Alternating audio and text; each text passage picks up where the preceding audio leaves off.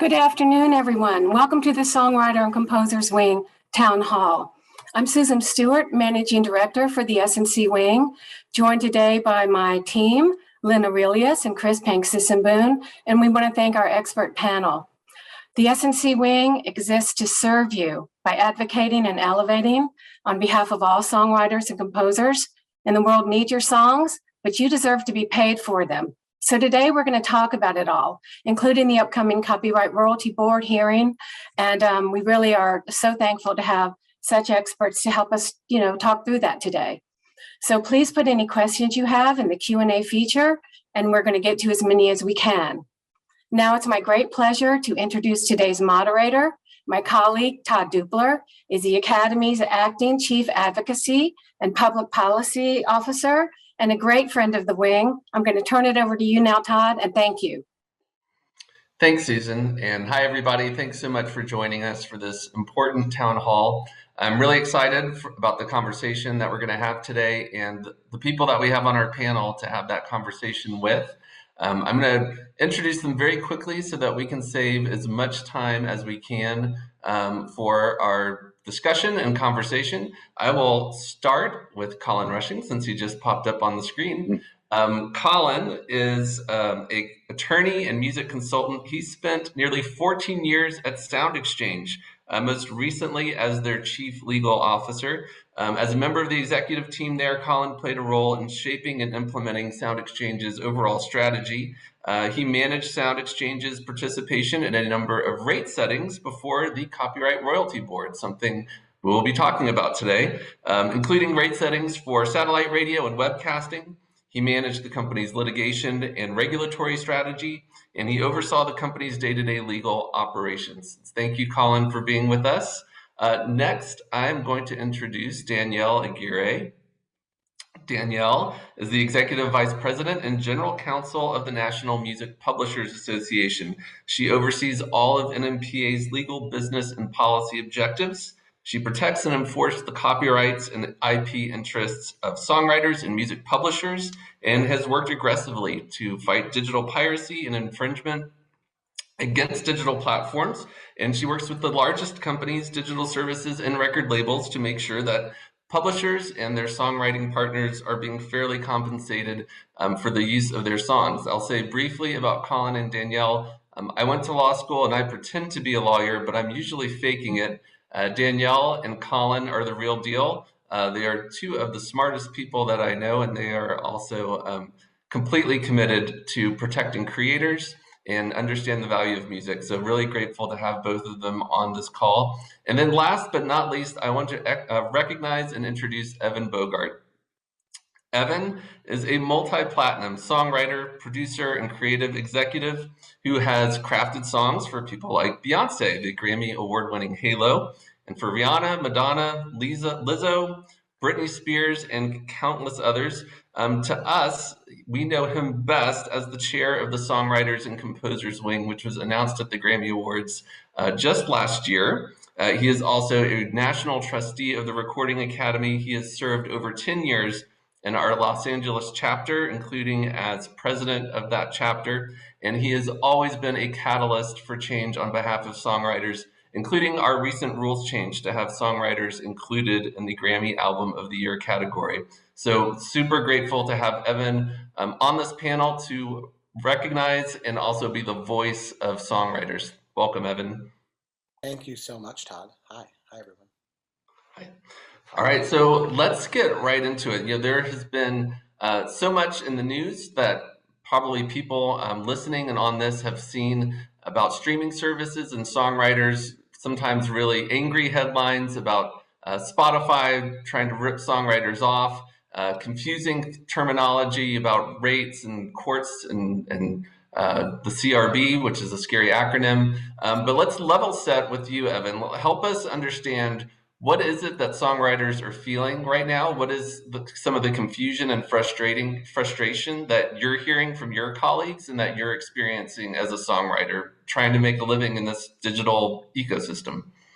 Yeah, for sure. I would say that, and it's a really great question. Thank you. I would say that first and foremost, I think so many songwriters are not educated enough to like fully understand what's going on. So I think that there's a lot of confusion, and there's also a lot of misunderstanding going around the songwriting community about what even the CRB rate court is and what's going on, and how is this different from the other things that have been advocated for in the past. I think for the group that does understand, that does have the kind of level of understanding and advocacy, the feeling definitely is frustration. And I think that feeling stems from the fact that there was this landmark ruling and all of this incredible momentum that was built over the last 5 years, but then has been in appeals since then, and nothing has really changed, and has been slow to get going. And then all of a sudden we're back here again, and we're fighting an even a bigger request to drop it even lower. And it just feels like I feel for like songwriters who do understand what's going on, it just feels like it almost feels hopeless. I feel like there's a lot of people who are just like, it's broken, it can't be fixed.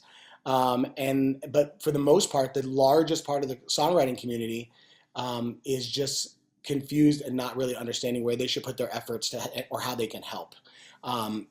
A lot of that, though, is due to the fact of there's been so many more songwriters that have come into the space of songwriting as a profession over the last 5 years.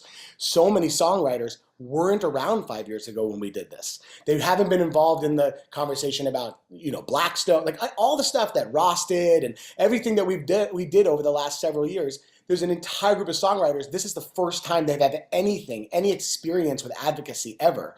And there's a lot of talking heads out there who don't 100% know what they're talking about. So I think it's important to educate. I think they need to be educated. And I think that we should figure out how to galvanize the songwriting community, because they do want to help. But I think a lot of people don't know how.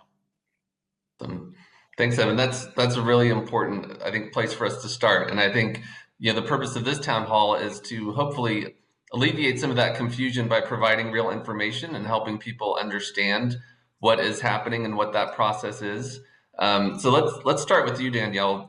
Again, maybe kind of just lay out what is the Copyright Royalty Board and why does it have this ability to set rates that affect songwriters? What is this process and how does it work? Oh, sure. Thanks for having me, Todd. So this all stems from the copyright law, and the fact that the copyright law has some what's called statutory licenses. And those are essentially licenses that are created by law instead of licenses that you get to negotiate with the person who wants to use your songs. So because they're created by law, the person, whether it's a digital service or a record label or anyone who wants to use your song, can get the license as long as they pay the royalty rate that's set out and as long as they comply with the terms of the license under the law. But what they don't have to do is ask permission. They don't have to negotiate. They can just take the license as long as they comply with the terms. And what we're dealing with and the rates that Evan was talking about fall under a statutory license that's under Section 115 of the Copyright Act. And that basically is a license that relates to payments to publishers and songwriters, particularly licenses covering mechanical rights. And for those who don't know what a mechanical right is, it really just means the right to make a copy and distribute somebody's musical work or song. And a number of very important players in the music industry take those licenses. It covers interactive streaming, so people like Spotify and Apple and Amazon Prime Music take the licenses. It covers products like vinyl and CDs, so record labels are taking those licenses. It covers digital downloads. And so you might wonder why do we have these licenses that are created by law? Why can't we just negotiate this? Well, 115 at least, the license is really very old, over 100 years old, and it was created initially to deal with a time when the concern was how much power copyright owners had over what was an emerging brand new piano roll industry. Things have changed. Right now, we are dealing with copyright owners who are fighting with some of the largest companies in the world over the rates for these licenses. And so there's, once you understand what a statutory license is, there's basically two questions. Okay, well, how do the rates get set? What royalty am I getting paid? And how do I get paid? So that's where the Copyright Royalty Board comes in. The Copyright Royalty Board is essentially 3 judges who are appointed for 6 years, and they sit here in Washington, D.C., where I'm based. And there are judges that specialize in 3 areas. One is a copyright expert, one is an expert in economics, and one is what they call a chief judge who deals with the administration of the court.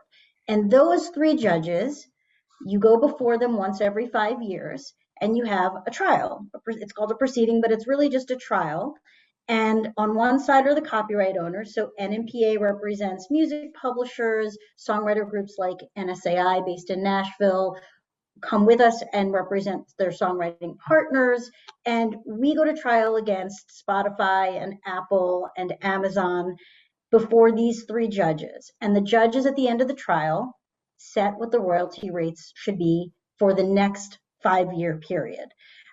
It was created to try to be an efficient way to go and have a quick proceeding and set rates. And what it's turned into is a not very efficient way that can take years of litigation and millions and millions and millions of dollars. And as Evan said, seem like it's never ending trial and appeal and with no resolution. And it is very frustrating, let me say.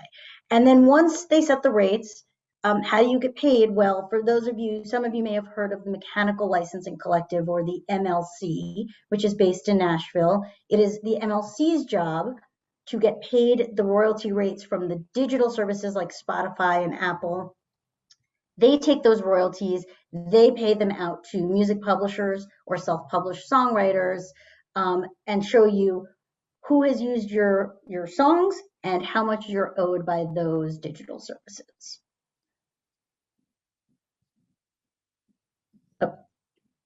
Todd, I think.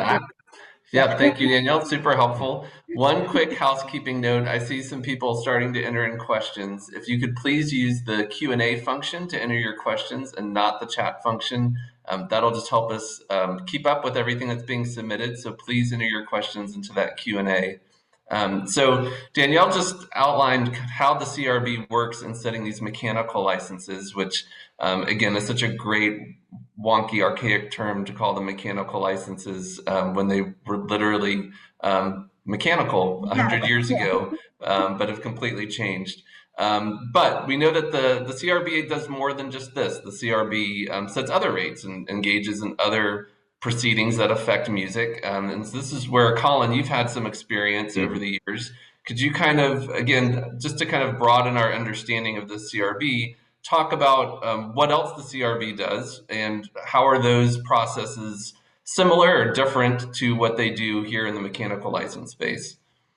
Yes, thanks, Todd. And thank you, Danielle. And Danielle did a great job sort of laying out the basic sort of framework for statutory licensing and how it works with the role the Copyright Royalty Board plays.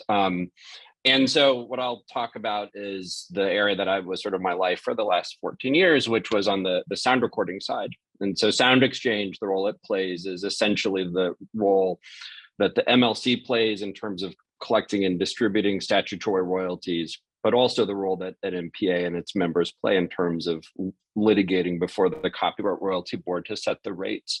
But the important thing is what the license is, and it's for digital radio, and it's royalties that digital radio services like SiriusXM, Pandora, and a few thousand other webcasters owe to record labels and recording artists. And so we're not talking about songwriter royalties, we're talking about actually artist royalties now when you talk about the Sound Exchange money.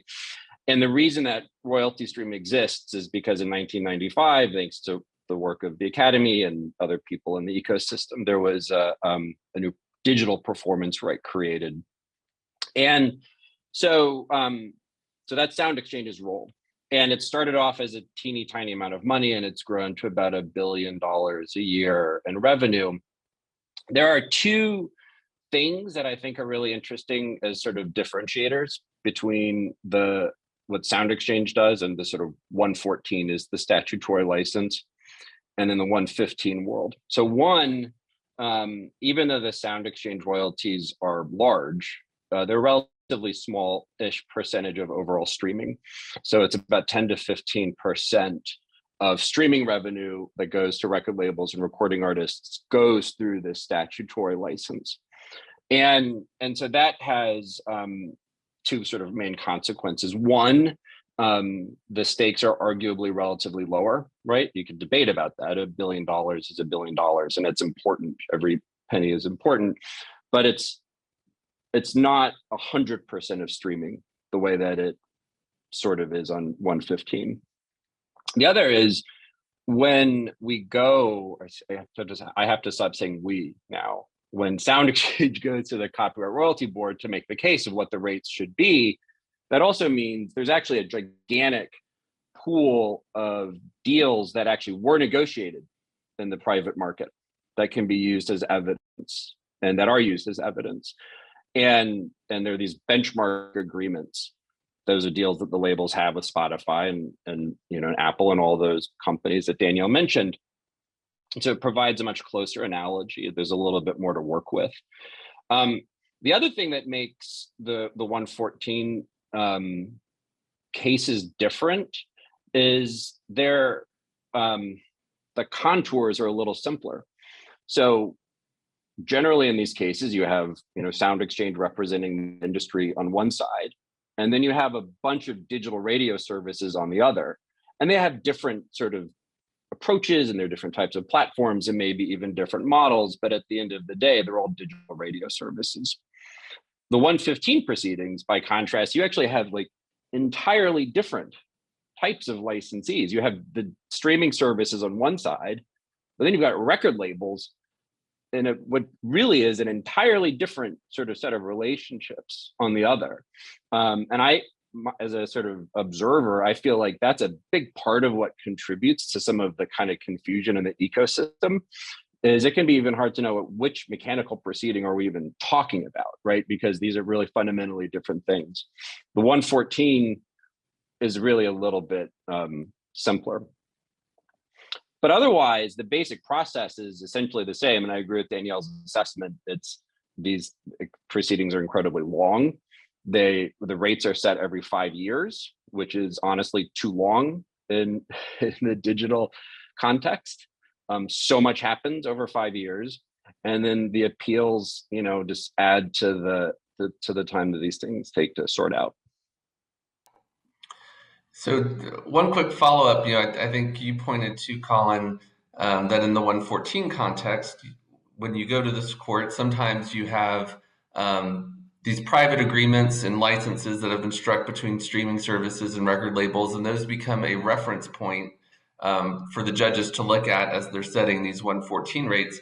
I'm curious, Danielle, is there any analog for that in the 115 where you have that kind of something you can look at, something that you can see to peg what is fair, or do we not have that same kind of analog in the publishing space?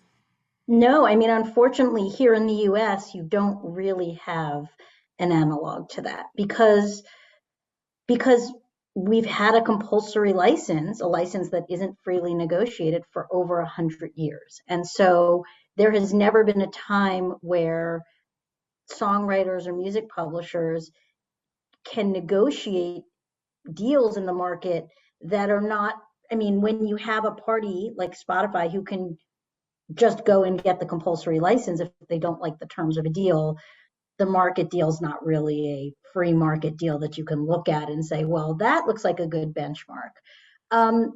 We've looked to deals that have been done outside of the US in Europe. We've maybe looked to potentially analogous deals for other rights, like sync rights that are negotiated in a free market and we think are maybe a little bit fairer in terms of outcome. But unfortunately, in the mechanical space, there haven't been many free market deals negotiated. And that's an issue. And another common theme here is again, kind of the length of how long these processes take. One thing something that Evan referenced is, the CRB does this every 5 years. We saw 5 years ago, they set a rate that was actually very favorable for publishers and songwriters. It was going to increase the royalty rate by 44% over that 5-year period, which was a huge win and a huge accomplishment. But that hasn't actually ever gone into effect. And so, talk about, I'll start with you, Danielle. Talk about why has that not gone into effect? What's happened? And then I kind of want to go back to Evan of what is the impact of that on the songwriting community to have something like that you think is good news, but now you're still kind of sitting on your hands. So Danielle, let's start with you.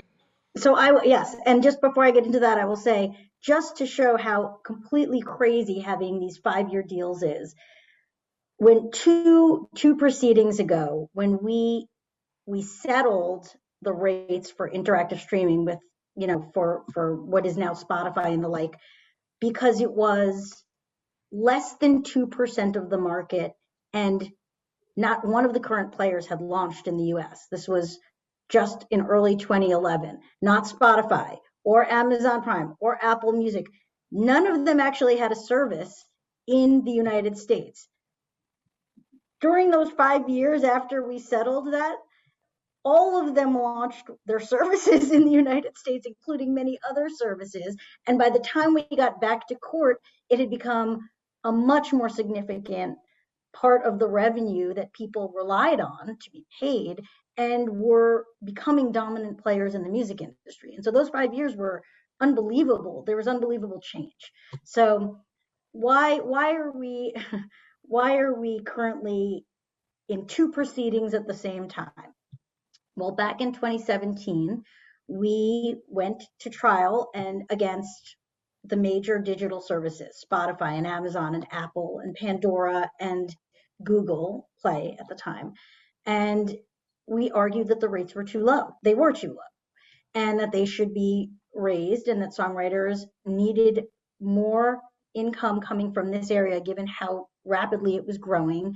And the judges, 2 of the 3 judges, agreed with us and gave a pretty substantial raise over the course of the 5 years. So the rate started at, and it's a very complicated rate that I won't fully get into, but the top line rate was, it started at 10.5% of revenue, of a service's revenue.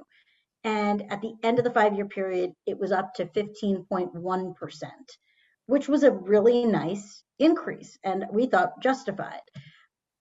Unfortunately, all of the digital services, except for Apple, appealed the rate. And the rates were set in 2018 for a period that went from 2018 to the end of 2022, which of course we're in right now. We have been in that appeal since middle of 2019. We still don't have final rates for the period that is almost over, that will be over at the end of this year. And so effectively, because the digital services appealed, and they have obviously unlimited resources to do this and continue to fight, we have been in an appeal process in that proceeding for the entire period of the rate proceeding. And we've never actually, for the most of the period, we have not been paid on the increased rates. And so the rates have pretty much stayed at the old 10.5% rates while they appeal.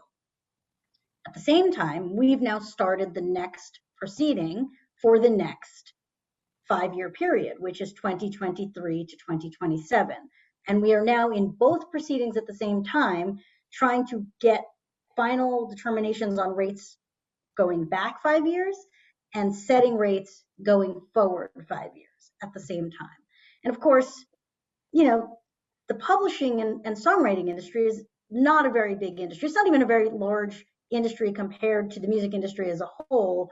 And we're doing this against some of the largest companies in the world who really, for them, this is, so they spend $10 more million, or it's not going to sway. And so it's become a very difficult process where we think we are right, and we're hoping that the outcome is that the increase in rates is upheld by the court and can be implemented, and that's what should happen. But we have not gotten a final decision yet. We're hopeful that we will have a decision in the last proceeding for the past 5 years within the next few months. There was just closing arguments were just argued before the copyright royalty judges last Monday. And so the hope is that we will finally have a determination and that will take effect.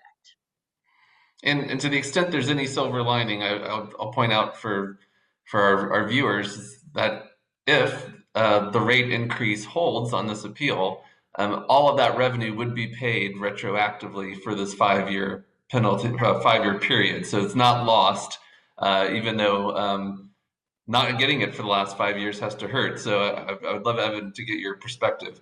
Well, I guess I had a few questions to ask our panel as well on behalf of songwriters, which I'm sure who are listening. But just real quick on that, would those come in the form of like similar to like the Spotify bonus payments that went to labels back, a few years back? Would they be bonus to publishers in the retroactive payments? No, those retroactive payments are tied to usage. They are tied to royalties that have already been paid out and tied to the specific usage. So songwriters who had songs during that period, there will be true ups to those specific songs. Got it. Okay, cool. So if you were successful over the last 5 years with any of your songs on any of the streaming services, you should expect to see proportionately a payout. That is the hope if we get our original decision upheld and the higher rates take effect. Yes, you should. Okay. Real quick, just so when the first deal was struck in the first 5 years, and then they came over during those 5 years and they built all of the deals over here, and kind of was there an understanding that they wouldn't be doing that? Like, is that something that they were like, well, no, we promise this won't affect what you're doing in the US? Well, no. So when the first deal that was struck here was a deal for the US, but it was at a point where a lot of what we're talking about today I think it seems to all of us like, well, of course, Spotify, of course, Apple Music, Right. But all of this was largely hypothetical. None of them had services here in the US. And so we basically sat down and did a settlement, which we made very clear was not precedential, meaning it shouldn't be taken into consideration in the future, because we knew that we didn't really know what was going to happen in the future. And so we did an initial settlement where we said, hey, let's set these rates at 10.5% of service revenue. Let's see what happens, right? Let's see how this market develops. And then when we came back, we said, well, look, the market's now developed pretty significantly. And actually last time, what we asked for was a per play rate, not a percentage of revenue, because we felt that there was value to every stream and that songwriters and publishers should be paid per stream, not by a percentage of a service's revenue. There's a lot of ways that services can, I wouldn't say hide revenue, but defer revenue so that you're not getting as much. But if you get a per stream rate, your rate is your rate. That's the value of the music. That was actually my next question, which I don't think a lot of people understand, is what is a per service revenue? What does that mean? How does that compute when a songwriter's writing and they're getting streams? What does that mean? Okay, so in a very simple way, it means, let's take Spotify's service where you have subscribers. If every subscriber is paying $10 a month and you have 10 subscribers, you're getting $100 in revenue a month. They're allowed to take some minor deductions, but essentially for clarity, let's say it's just $100 a month because you have 10 subscribers paying $10 a month, and that's your service revenue. And then your royalties are calculated off of that, is essentially how it works. So 10% of that is reserved for songwriters. Yeah, it was 10.5. And we when we won the increase, it was supposed to go up to 15.1. And in our next proceeding, we're asking for 20%. Right. And who gets the other 90%? Do we know how that's broken down? It is broken down between, obviously, the sound recording side, so record labels and artists, which of course obviously have to get paid fairly also, and the service, the digital service keeps, I think, usually about 30%, maybe a little bit less. When we're asking to come up to 20, are we basically Are we advocating for the sound recording and the artist side to take less, or are we basically saying to the DSPs, you take less? No, we absolutely not. We think that the pie for the music industry as a whole should grow, and it can grow. That the services are the digital services are taking too much. Because you hear a lot, songwriters hear a lot, and Todd and I have talked about this a lot, and Todd had a great answer, which I will actually repeat, which I love. But songwriters get told a lot by DSPs. It's their favorite thing to tell songwriters when songwriters say, why aren't you paying me? And they say, the record labels are taking too much. Don't look at us, look at the record labels. And why, as Todd Dupler said to me once, if you were building a house and you had somebody there building it with, you wouldn't be able to tell the guy, Pearson delivering the lumber, sorry, I can't pay you what I'm paying you because I made a bad deal and I have to pay the guy delivering the glass too much. You'd still have to pay them what it's worth, right? If you were building a house. And I think that to me is something that DSPs hide behind. They hide behind, well, it's not us, it's the labels that are screwing you. But honestly, it was the DSPs who made that deal with the labels, and that shouldn't matter. Like we own our IP, we own our copyrights. Like we should be fairly compensated, and it shouldn't matter what kind of bad deal you made with the labels, right? Yes. And I'll point out too, the streaming, if you look at streaming video services, right, they pay for the content that they use to program their services. And whatever that content costs, that's what it costs. And they have to pay it. They have to adjust their business models to account for it. And that's the way it works. Streaming services on the music side haven't reacted the same way. Right. I mean, that's the thing that I think seems crazy to me is most companies work that they go out in the market and they say, we need these things, and this is how much they're worth. This is their value. And so we know we have to pay that value, and we're going to set our prices accordingly because it's valuable. And in the context of songs and sound recordings, whether it's a songwriter or an artist, right? What you do is the primary component to what makes somebody like Spotify successful. And each of those parts should have a value, an intrinsic value, and they should price accordingly around that. But instead they're saying, no. Like, we want a price and then we'll give you a percentage of that. Like, we'll give you a piece of that. And look, the problem is we have judges we went to the judges and said, we think, knowing now how valuable this is, this should be a per stream rate. And the judges said no. And that's part of the problem with not being able to negotiate your rates in a free market, but having to go to judges who set your rates is you don't always get what you ask for or what you think is the right outcome. So I think that leads to a kind of another process question I wanted to throw out as we kind of, again, understand how this all works. So the CRB, Colin and Danielle, do you think that the outcomes that the CRP delivers are fair? Is it a fair process? Is it possible for it to be a fair process? How would you kind of grade on a curve, or in real life, what kind of job the CRB does, and what would you do to change it if you could? I'm going to let Colin start since we are currently before the CRB and That's not fair. two proceedings. So I'll let Colin start. So, all right. Let me see how I can answer this. I think it's a fair process. I mean, so I'm a litigator by training, right? It's fair in the sense that both sides have an opportunity to present evidence. I think when the judges consider the evidence, like you're always going to disagree with things that judges do and agree with other things that judges do. And I think they do as good a job as can be expected, given sort of honestly like resource constraints and other things. And just given the weird way that the system works, I have very much disagreed with some of the reasoning in the past, and I've very much agreed with some of the reasoning in the past. And I think that's always gonna be the case. I think the big change in the Music Modernization Act is it fixed one aspect of the old proceeding that really did make it unfair. So now the judges, for all of the rates that they set, are expected to try to come up with a rate that reflects what would happen in a free market.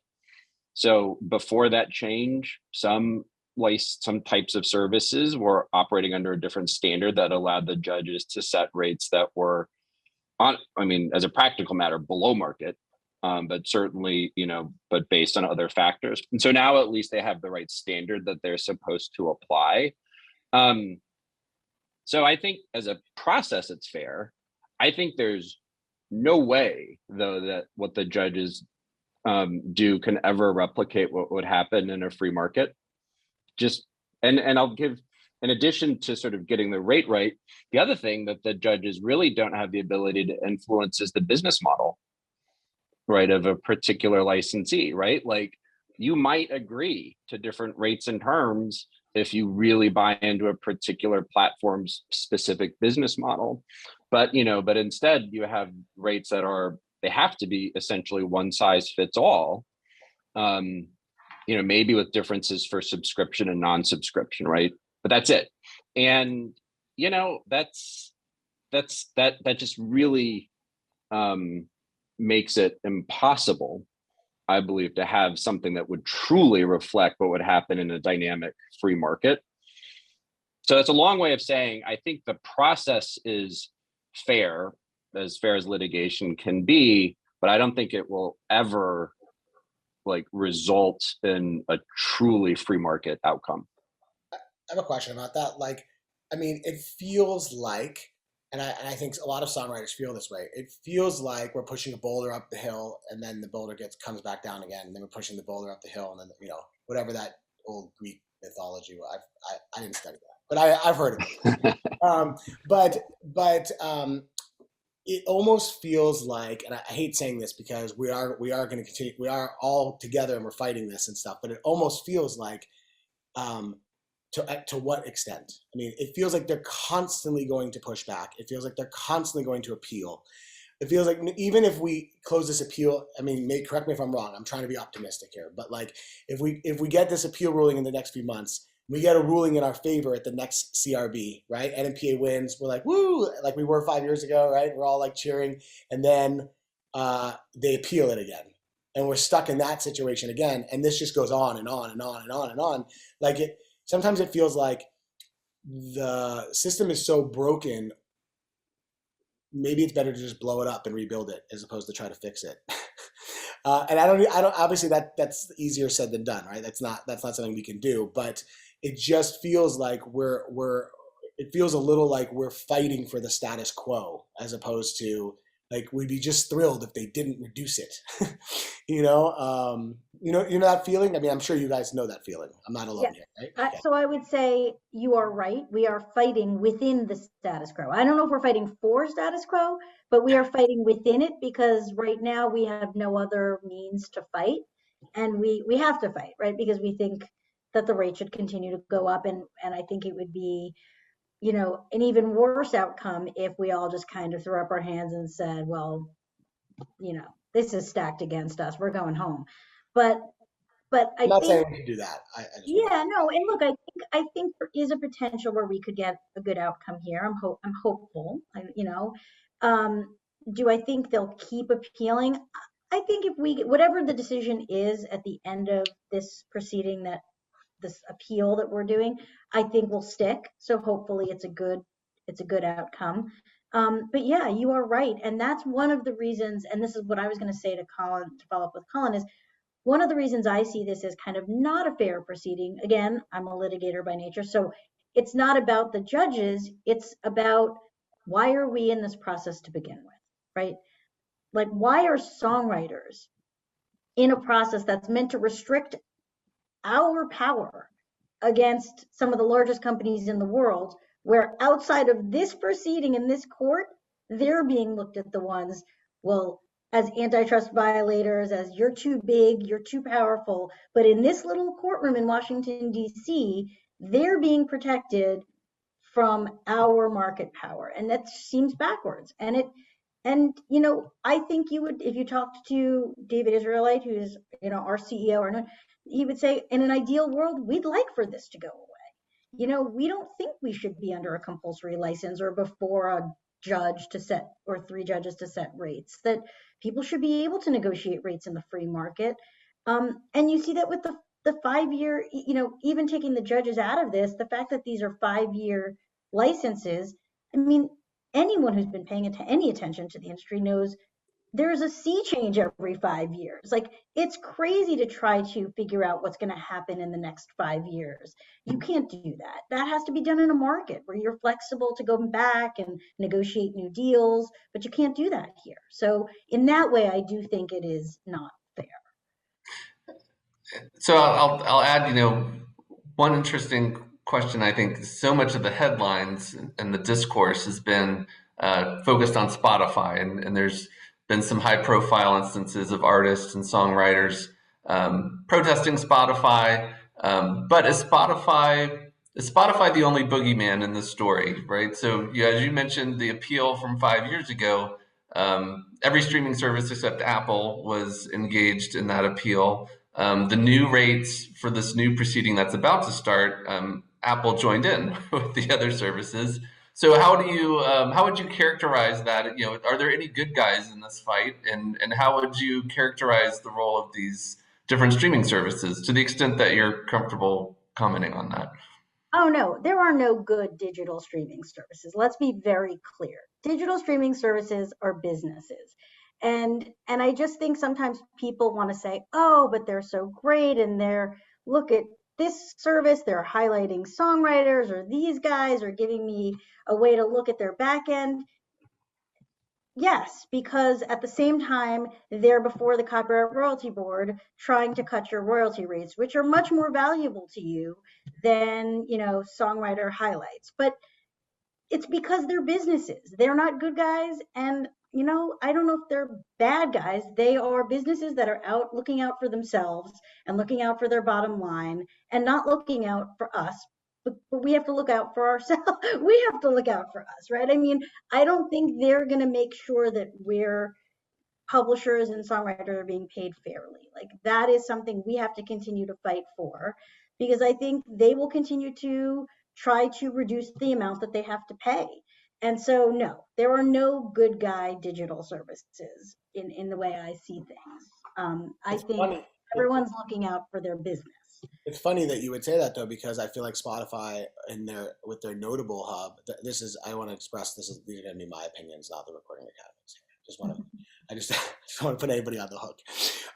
But with the Notable hub that Spotify did, formerly known as Secret Genius, and some of the other songwriter-focused platforms and initiatives that the DSPs extend to songwriters for their visibility and for their brand, and I would think that they think they're the good guys. I think they think that we're the good guys. Record labels are the bad guys. They're the ones that are the reason you're not getting paid. And look at us. We're giving you all this visibility and all of this love. We have awards for you. We give you these these videos and vignettes, and we take cameras into your studios, and we feature you. We send out emails about you and all this other stuff. And meanwhile, every time the songwriters, like I said before, say to them, but why aren't you paying us? They say, it's not us, it's the labels. And look at all the stuff we do for you. And songwriters, I hate to say this about the songwriting community, because we are so loving and we are so embracing of all creatives. We tend to have a kind of we're just happy to be here vibe, which unfortunately works against us as a whole. And we need to not just be happy to be here, because music starts with the song. And we need to start owning that. And at the same, and I just feel like, again, my feeling that we shouldn't be letting Spotify and other streaming services be the good guy. We shouldn't be giving them our name and likeness rights and letting them promote us and letting them put up playlisting until they pay us, period. Until they back down off the appeal, until they back down off of the ridiculous thing they're asking for now on the next rates.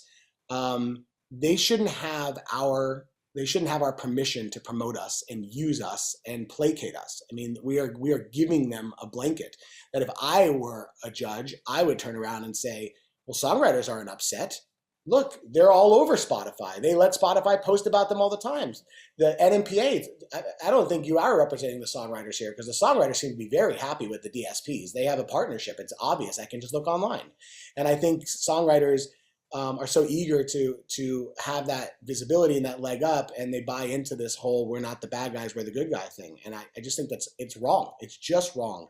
I want to dispel that. And I just think that I think the relationship between songwriters and Spotify need to not be "we're just happy to be here."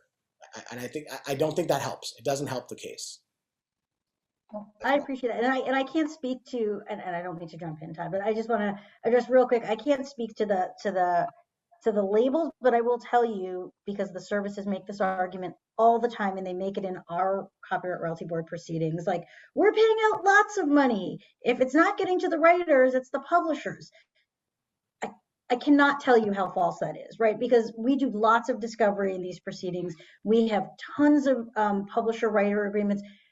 The average publisher pays out 80% of its royalties passes through to its writers. 80%. This is not this is a argument that services use to try to separate writers and publishers who are and should be naturally aligned in fighting for higher rates. Like, no, you guys should go fight amongst yourselves. It's not us. But that is not the case. It is really not the case. And that is among major publishers and indie publishers. It is across the board. It is on average 80% of the royalties flow through to the songwriters. So this really is an issue of the services are not paying a fair rate, and they should be paying more, and they can pay more. So you guys are actually doing a great job of answering some of the questions that are popping up in the Q&A just organically. We've managed to hit a few of them. Colin, I'm curious your perspective on kind of, as we've seen digital services trying to pit songwriters and publishers against artists and labels, what have you seen from the other perspective? Does the same argument come into play when Sound Exchange goes in and is wrestling with digital services? Do you get hit with the same argument, or how does that dynamic, do they triangulate, to borrow the political term, or what has your experience been? I mean, so I'll say, and I agree with Danielle's assessment. I mean, this there aren't good guys, bad guys. This is unfortunately litigation, and you're on one side or the other, right? And when we were up against the services, we knew their goal was to pay as little as they could, right? And that's what they're building their case to do. And we would put on a case that was designed to get the most we could, and that was our job. It was common in the proceedings for digital radio services to talk about the efforts that artists would go to get on Sirius XM, or to be on Pandora, or to be on iHeart, or whatever. And to their credit, the judges actually didn't seem to put a lot of weight in that stuff. But that would come up. It was sort of a natural sort of part of the argument. I do think and this kind of goes to Danielle's point about just the whole system is kind of unfair. I think one of the unfortunate byproducts is it does just naturally pit services against the rights owners and the creators, because that's just the way it is. Like, that's the rule. You have to pick a side and be on it, and then ask judges to make a decision. And so it really isn't a fertile ground for like a actual partnership. That's just the way the system is set up. I think on the label side, there are closer working relationships between the labels and the services than between the services and the publishers. I think that's, again, a product of the commercial relationships. That's why that exists. And so I think some of this is not quite as present, but the same dynamic is definitely there in terms of services trying to find inroads with the creative community, right? So I'm going to try to lightning round some of our key questions that have populated in the Q&A. First of all, how does this discussion about mechanical rates and streaming, how does it affect film and TV composers? So if it's a work for hire, it wouldn't impact them. But if it is, it's a copy, right? So if you have works that are on digital streaming platforms, you would be owed royalties just like any writer and composer. So that would be how it would impact them. And a related question: are there? And I know the answer to this, but I'll let you. I think let you guys tee it up. But how does this play out on video streaming services? Are there mechanical licenses and royalties on music that's played on Netflix and Disney Plus and things like that? Is there a streaming mechanical? How's that handled here in the U.S. versus other places in the world? Yeah, here in the US, it's just called a synchronization, and that is effectively the copy. So if it's just called two separate things, but you don't get, so you either get a mechanical, and mechanicals under Section 115 are only for audio only streaming, interactive streaming, and then a synchronization is for where there's an audio visual, so a commercial or a TV or movie. That would be, yes, you would be due both a synchronization right and royalty and a performance right and royalty for that. So the CRB judges, there's 3 of them. Who gets to pick who the judges are, and who hires them? Well, do you want to take that, Colin? Sure. Yeah, they're hired by the Librarian of Congress, with a lot of help from the Copyright Office. That's the short answer. The judges are supposed to fit 3 different roles. One of them has to have a copyright background, one of them has to have an economics background, and one of them has to have, I can't remember exactly how it's put, but basically like experience as kind of a judge. Right. It's notable, there's not a requirement that any of them be music economists or have any experience in the music business, and I don't think any judge ever has had experience in the music business. And is there accountability? Is there oversight of the judges? I mean, that's a good question. Well, I mean, who picks the there is Librarian of Congress? some oversight. After they make their decisions, there's a period of review for legal error that the Register of the Copyright Office can review for actual legal error in their decisions. And of course, you can appeal. So just like any court, if you believe that what they did was an error, then you can appeal to the Federal Circuit Court, so Federal Appellate Court. I think can I add 2 things to that? Just so one, like the Federal Circuit Court is very reluctant to reverse decisions by these judges. So that's one direction. So that that there is a pretty high or pretty deferential standard. There is a theoretical power for the librarian to remove a judge. So if a judge is needs to be removed for some reason, the librarian has the power to do that. But that's never happened. Well, who picks the librarian? And I love that there's a powerful librarian. I don't know why. Yeah. The President of the United States gets to appoint the librarian, who's confirmed by the Senate. Got it. Yeah. Got it. So you're going to the very top, Evan, when you go to. So we know who to lobby if we want a more favorable librarian. Got it. So real quickly, in addition to this rate proceeding for mechanical licenses from streaming, we did get a question about a concurrent parallel proceeding for mechanical licensing for physical product, which is still out there. That comment period came and was extended. What's going on there? Could you talk about that a little bit?